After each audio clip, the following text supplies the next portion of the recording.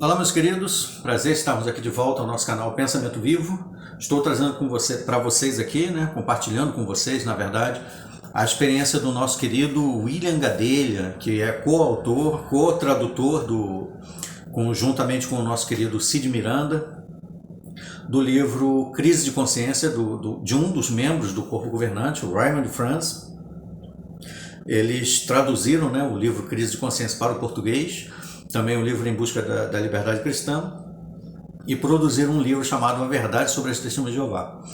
E aí eles autorizaram, o Cid Miranda, pelo menos, juntamente com o irmão Manuel e o Raimundo Nonato, lá no canal Fomos Testemunhas de Jeová, e também o irmão Marcelo Félix, lá do canal Reflexões sobre a Vida, autorizaram que eu compartilhasse aqui a experiência do Cid Miranda, do William Gadelha. E aí eu tenho o privilégio de poder compartilhar com vocês aqui essas pessoas maravilhosas que foram pioneiros nas atividades de mostrar aqui no Brasil a verdade a respeito dessa organização, e eu estou tendo o privilégio de compartilhar aqui no canal também com vocês. Vamos dar atenção ao nosso querido irmão William Gadelha.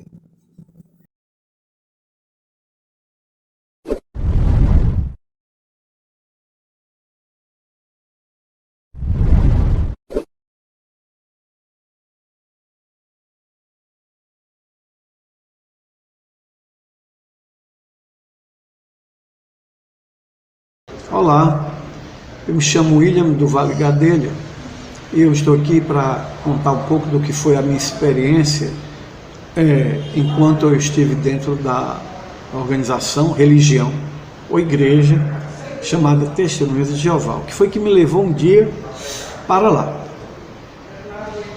Em 1974, eu tinha 20 anos de idade, eu era muito preocupado com a situação do mundo, que não era muito diferente da que está hoje, muita coisa ruim, ainda estávamos vivendo na época da Guerra Fria, muita preocupação com o que se passava no Brasil, no mundo, e eu me preocupando com as pessoas que sofriam, aqui dentro também com a miséria, com fome, doença, todas as coisas ruins que fazem com que uma pessoa consciente não se sinta satisfeito do mundo do jeito como está. E até aí entrei em contato com as revistas da Testemunhas de Jeová. Já fazia tempo, desde menino, que eu tinha feito uma assinatura da Despertai. Mas aí, quando eu fiquei mais consciente desses problemas, à medida que eu ia ficando mais velho, eu quis que houvesse uma saída para isso aí. Aí achei que seria muito bom, e em agosto de 1974, dia 11 de agosto, especificamente um domingo, a primeira vez que eu compareci a um salão do reino. Coincidiu até que era aniversário do meu irmão mais novo, naquela mesma noite, e eu nem fui, não compareci nem nada. E meu pai ficou muito zangado, porque já sabia que as Testemunhas de Jeová, elas não comemoravam aniversário. Pronto, e aí começou a minha carreira dentro da chamada Torre de Vigia. Aí foram passando os anos, me batizei em 30 de março de 1975, é um ano que era muito enfatizado na história da Testemunhas de Jeová, e comecei daí. Posteriormente me tornei servo ministerial, dali a alguns anos ancião, mas antes que eu aceitasse ser ancião, várias vezes que me convidaram, irmão William, nós estamos recomendando o seu nome para ser ancião, eu recusei. Por quê? Porque eu achava aquela organização tão maravilhosa, tão excelsa, e achava também que aqueles que eram anciãos deviam ser uns homens também fabulosos, e eu não me achava à altura. Agora, olhando em retrospectiva, eu estou vendo que para ser ancião da Testemunhas de Jeová está qualificado, sim. Eu estava, não era aquela coisa fabulosa que eu pensava, não. À medida que eu fui conhecendo alguns co-anciãos, aí fui chegando à conclusão de Deus, eu demorei tanto para aceitar ser ancião, porque achei que não estava à altura, mas vi que alguns até que faziam justiça, a estarem lá. Homens bons, homens corretos, homens que procuravam sinceramente fazer a vontade de Deus, e outros tantos que não eram nada disso. Pois bem, os anos foram passando e eu fazendo aquilo que chamava de progresso, aquele progresso que todos são incentivados a buscar enquanto são membros da organização. Então, isso aí foi nos anos 70, e terminaram os anos 70, entrei nos anos 80, né? Tive muitas experiências lá dentro, principalmente depois que eu me tornei ancião, né? Que aí passei a conviver de modo mais íntimo com outros anciãos. Aí veio as expressões deles, as declarações deles nas reuniões, fui vendo como é que funcionava a cabeça deles, pude perceber que ali havia alguns que parece que não sabiam muito bem por que estavam ali. Alguns que nem eram anciãos, outros pareciam nem compreender plenamente o significado de ser uma testemunha de Jeová. Eu, da minha parte, achava que era uma coisa importantíssima. Me preocupava principalmente muito o mau testemunho, que se falava tanto e hoje ainda se fala muito. Na verdade, isso aí agia como se fosse um instrumento de proteção para que os erros da Testemunha de Jeová, que podiam mostrar aos outros que ela não era tudo aquilo que se pensava que ela era, para que isso não fosse percebido, né? Mas eu fui continuando, então eu dei o melhor de mim para servir a Jeová, como eu supunha, e servia a organização que levava o nome de Jeová. Testemunha de Jeová, Organização de Jeová, expressões eram, como ainda hoje são, muito repetidas, né? Os irmãos vivem ouvindo isso, a Organização de Jeová, a Testemunha de Jeová. Na hora que você diz, qual é a sua religião? Sou Testemunha de Jeová, você já está dando testemunho, porque está usando o nome de Jeová. Por isso que hoje eu prefiro usar outras expressões, que para não colaborar naquilo que eu hoje considero como uma propaganda enganosa. Pois bem, então fui fazendo isso aí. Essa questão da conduta das pessoas, isso aí nunca me preocupou muito, não. Apesar de haver essa preocupação, porque eu me lembrava de Paulo dizendo, numa das suas cartas, relata-se entre vós fornicação, como não há nem entre as nações. Então isso aqui era Paulo falando lá no primeiro século, né? Quer dizer, nas congregações do primeiro século, que as testemunhas de Jeová supunham que eram também testemunhas de Jeová, aqueles ali, havia pessoas que Paulo mesmo dizia, como não há nem entre os de fora, entre os mundanos, como diriam hoje, né? Então nada disso era problema para mim, mas a questão das falsas profecias me preocupava muito.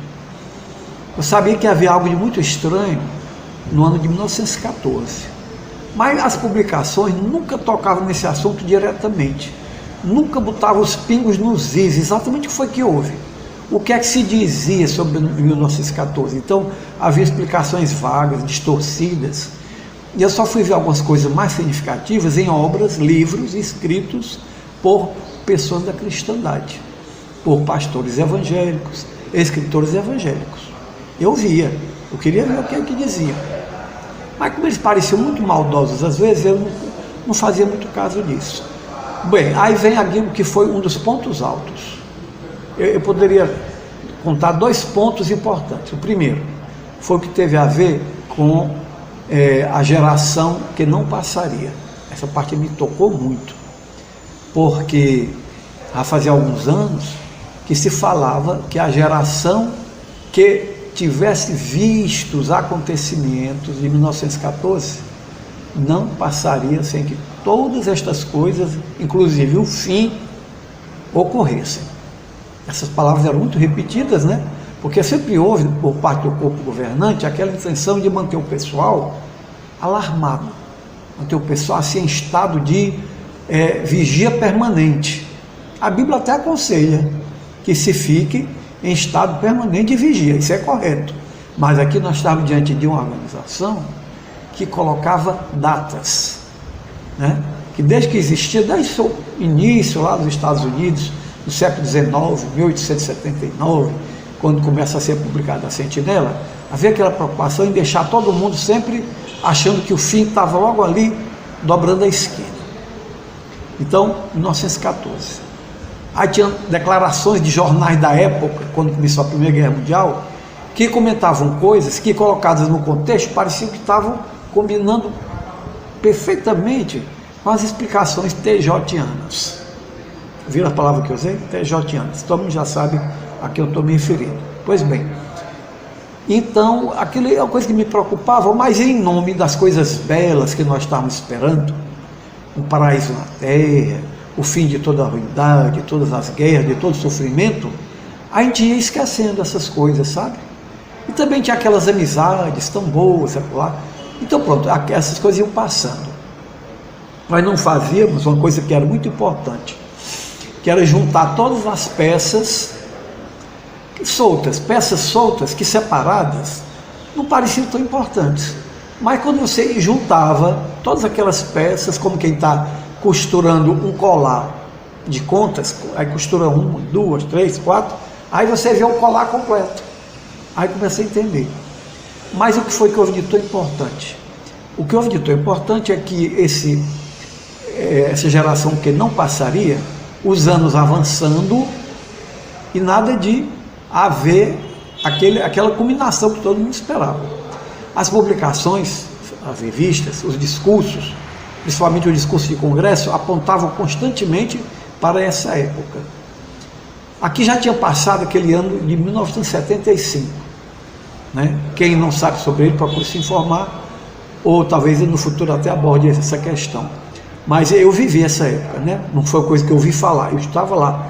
Comecei a me associar, vou lembrar, em agosto de 1974, batizei-me em 30 de março de 75, então eu estava bem acordadinho quando chegou o ano de 75. E o mês de outubro, né? Que parece que sobre ele havia um foco de luz. Pois bem, então isso já tinha passado, já estava quase caindo no esquecimento. Aí, no começo dos anos 90, eu estava dando estudo com um rapaz, até bancário, um cara que tinha muito conhecimento bíblico, tinha tido uma origem numa igreja evangélica, e toda vez que falava nesse assunto do fim, ele parecia estar bem a par de que aquilo estava perto ali pela programação, né? Porque a geração de 1914 já estava bem envelhecida. Tinha até o Sentinela de 1984, que apareceu uma porção de pessoas idosas olhando assim, em direção assim, como se fosse vendo um futuro radiante, um nascer de uma nova época, um dia brilhante, uma coisa maravilhosa. E dizia bem grande na capa da revista, a geração que não passará.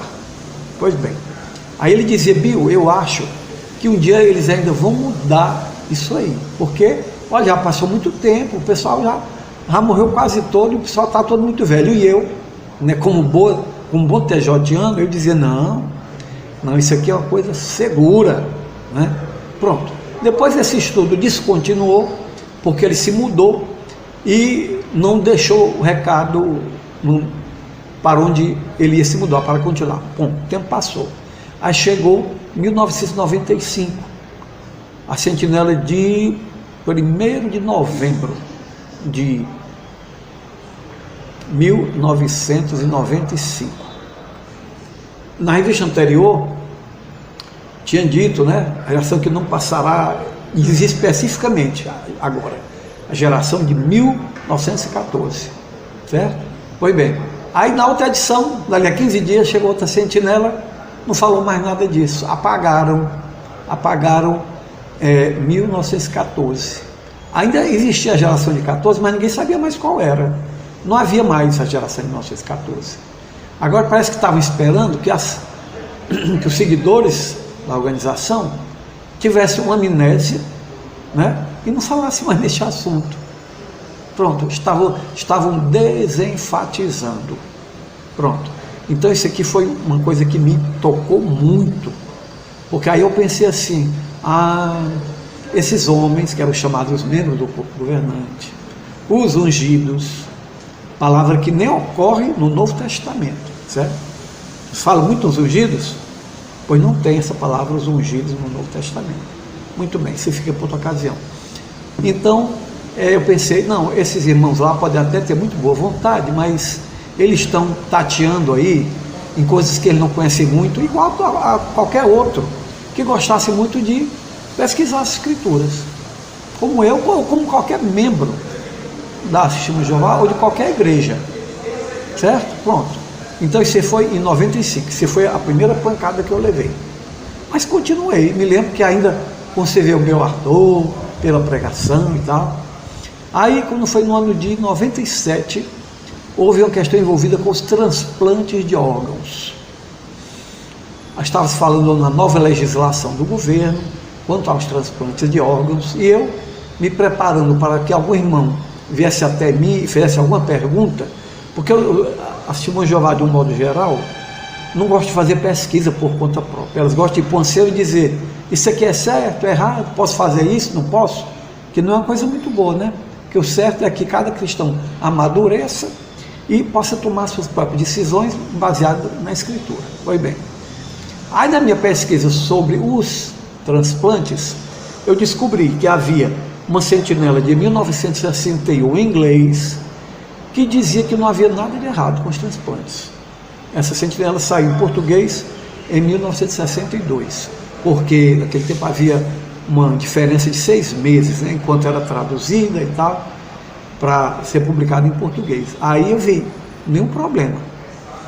Bom, aí chegou depois a sentinela de 1968, em inglês 67, em português 68, condenando totalmente o transplante de órgãos.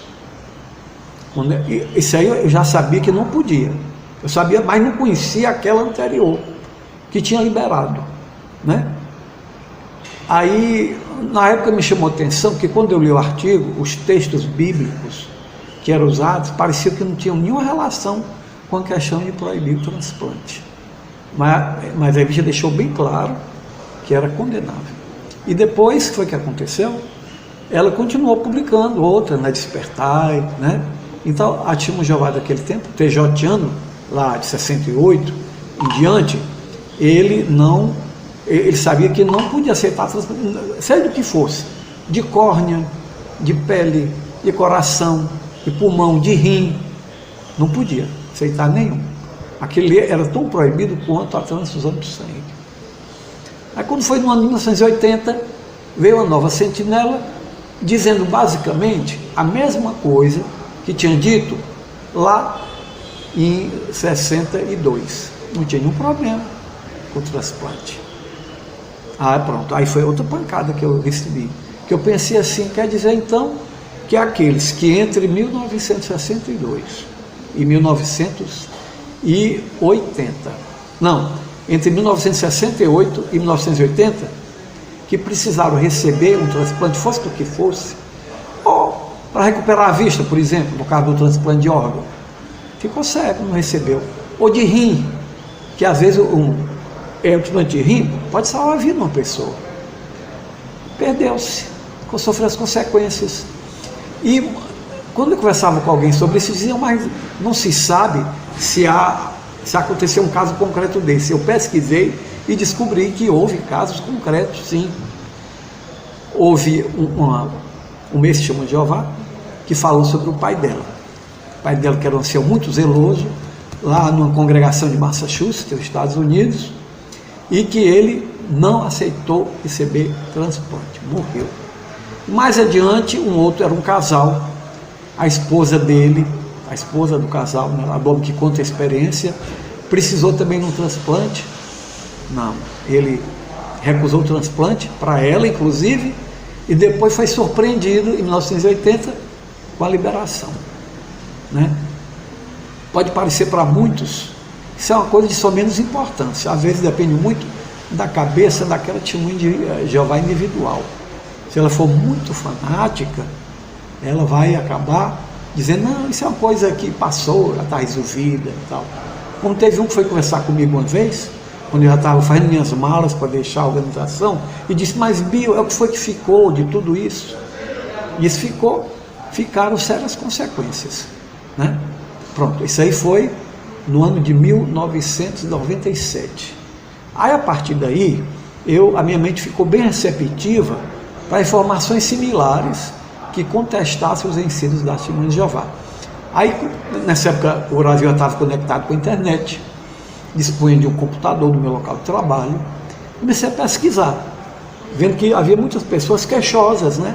Porque haviam sofrido vários tipos de coisas, não só com respeito às chances que perderam, estudos que deixaram de fazer, faculdades que deixaram de cursar, bons empregos que recusaram para irem transmitir o que eles chamavam as boas novas essas que eram chamadas as boas novas do reino de Deus estabelecido nos céus em 1914. Note que não eram simplesmente as boas novas, isso era muito enfatizado, era do reino que estava implantado nos céus desde 1914. Pois bem, e aí eu vim a saber da existência de um homem chamado Raymond Friends, que tinha sido membro do corpo governante lá de Brooklyn.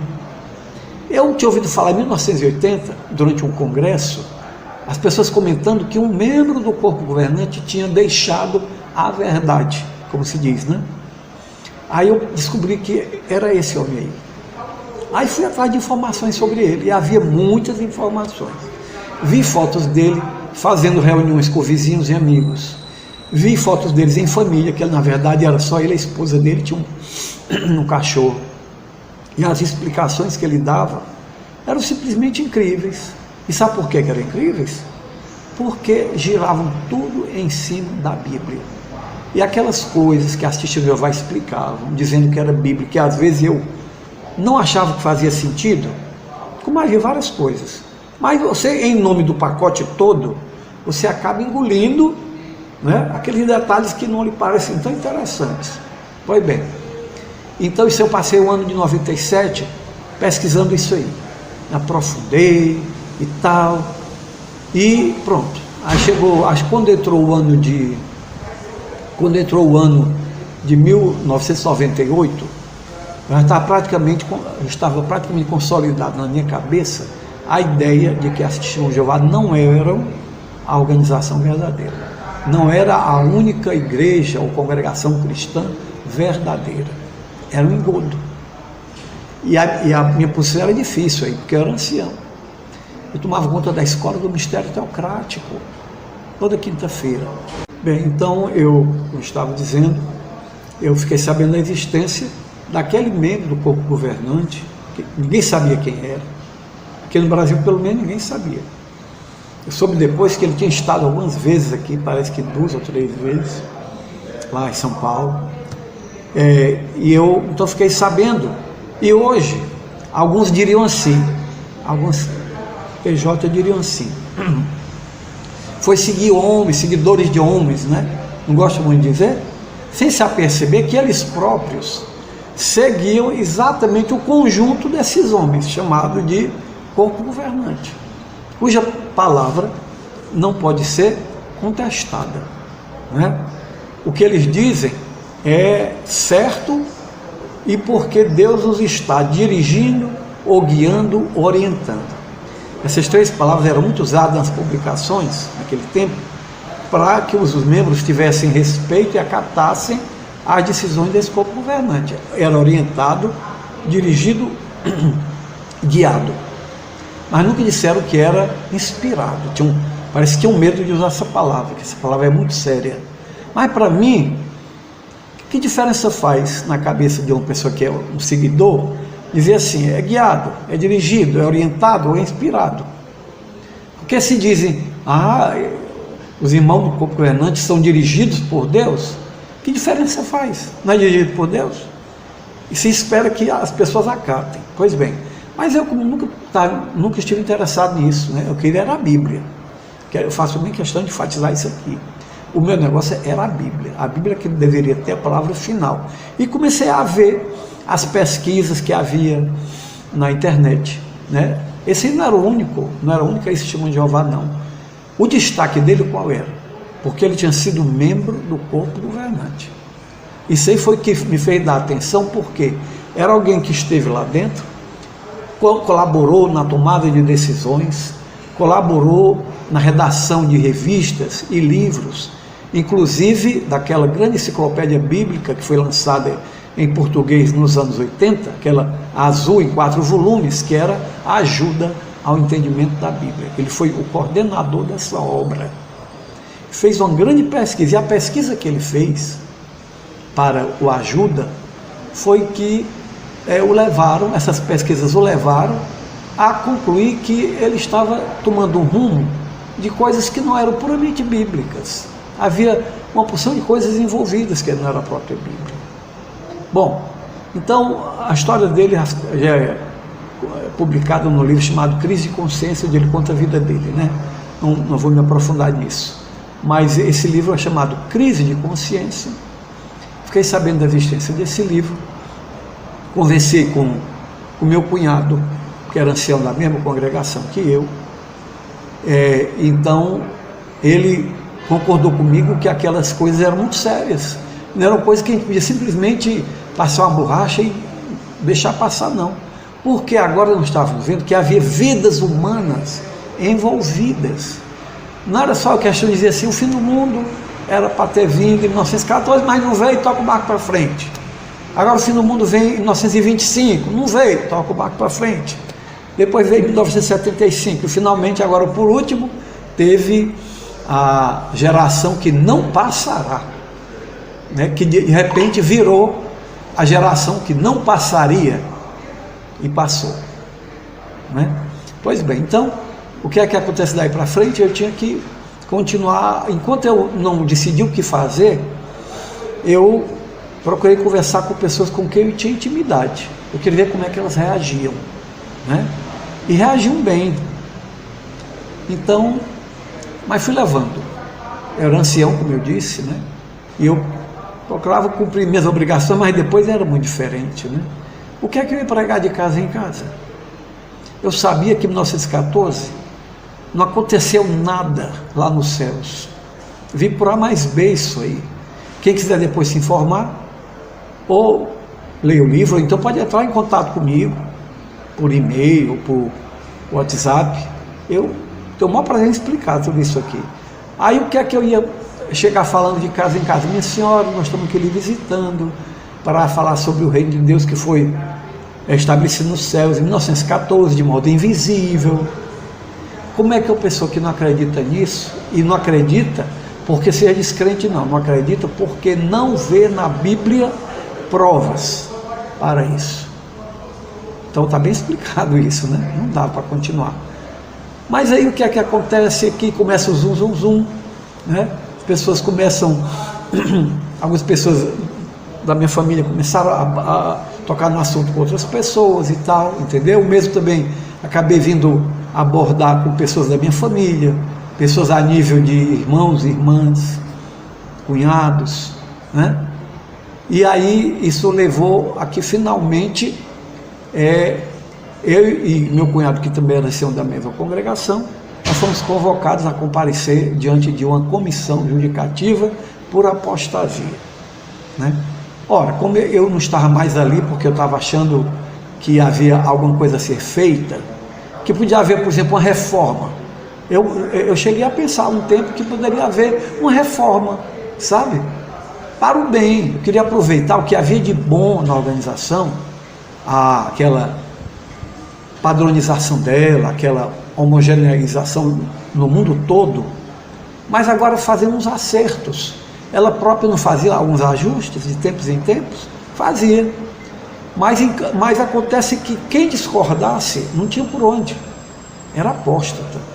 E ou fazia, como exigiram de Lutero, lá no século XVI, né, que ele revogasse o que ele tinha dito, que ele, uma palavrazinha que eu agora não estou lembrado qual era, que em inglês era recant.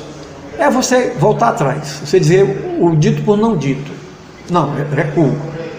Não penso mais, mudei de ideia. Aí pronto, tudo bem. Mas se você não faz isso, não tem alternativa não. Você passa a ser encarado como inimigo, como essa palavra feia de apóstata, e todo mundo vai ficar com mais medo de você do que se for um beberrão, um fornicador, uma pessoa desordeira. De repente eu descobri, nem desordeiro, nem fornicador, nem nada disso, assombra tanto o testemunho de Jeová quanto a palavra apóstata.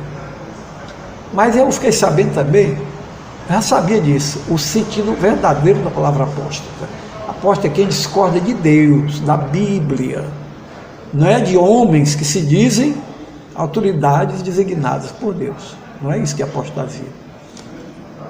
Então, quando nós fomos convidados para essa comissão, parece-me que em novembro de 1998. Então nós ambos resolvemos que não íamos comparecer.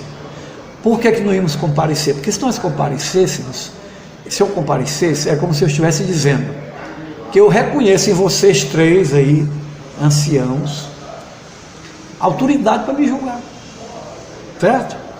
Então, se eu não aceito a autoridade, se eu não reconheço aquela autoridade, não acho que ela é uma autoridade designada por Deus, como é que eu vou me submeter a um julgamento por parte dela? Então, fizemos nossas cartas de dissociação, explicando os motivos bíblicos, inclusive, pelos quais nós não queríamos mais fazer parte dessa organização chamada de Jeová, mas que na verdade não é de Jeová, só de nome, como muitas coisas que acontecem nesse mundo são de nome, né? Por exemplo, os mormons são chamados de Igreja de Jesus Cristo dos Santos dos Últimos Dias, mas de acordo com o entendimento da Testemunha de Jeová, ela é mesmo de Jesus Cristo? Então você que é Testemunha de Jeová, que estiver me escutando agora, pense nisso, é ou não é? Eu sei que não é, para Testemunha de Jeová os mormons não são. Aqui não vem ao caso se eu acho que é ou que não é, não, isso aqui não é o que importa no momento. É só para mostrar como a pessoa afirma alguma coisa e não vive. É como alguém que diz para a mulher porque ele está apaixonado, eu te amo, mas ele está pensando em outra coisa. É porque ela tem uma boa posição na vida, um bom emprego, uma boa herança, né? Então, como muitas coisas que os homens falam em vão, mas não são realidade. E a partir daí, eu comecei uma vida diferente, depois de passar 24 anos dentro da organização da Testemunha de Jeová. Tem algum motivo para lamentar o que eu fiz? De jeito nenhum. Porque descobri qual é a importância da liberdade de consciência, certo? De você poder crer no que você acha. Você abre a Bíblia e se você entende aquilo, ninguém pode chegar e lhe dizer, não, mas isso aqui não é o que você está pensando, é outra coisa, que é o que eu estou lhe dizendo. Isso aí é uma das maiores perdas de liberdade que pode haver. Agora em outubro, que dia hoje é 20, né? Não é 19. Daqui a 3 dias vai fazer, coincidentemente, 22 anos que eu assinei a minha carta de dissociação, certo?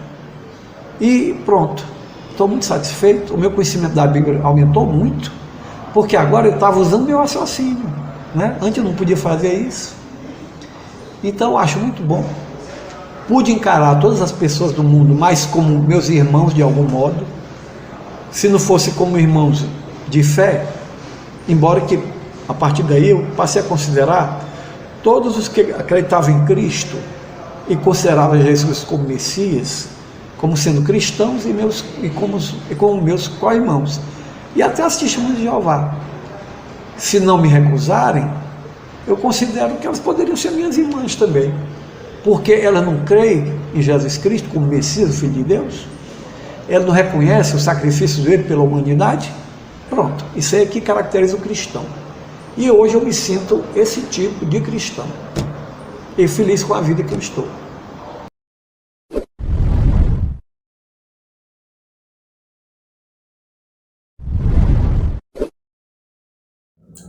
Obrigado, irmão. Queremos agradecer, claro, naturalmente, ao nosso querido irmão William Gadelha, também os nossos irmãos lá dos canais Fomos Testemunhas de Jeová, Reflexões sobre a Vida. Muito obrigado a vocês por compartilhar, né, por estarem colocando à disposição essas informações que com certeza são úteis para todas as pessoas, né, para que todos possam tirar proveito, possam se familiarizar com a verdade a respeito desta organização que tem uma aparência de cristianismo, mas na verdade, né, nós que fomos membros por muitos anos, décadas, né? No caso de alguns, eu pelo menos cerca de 30 anos, outros por mais tempo ainda, né?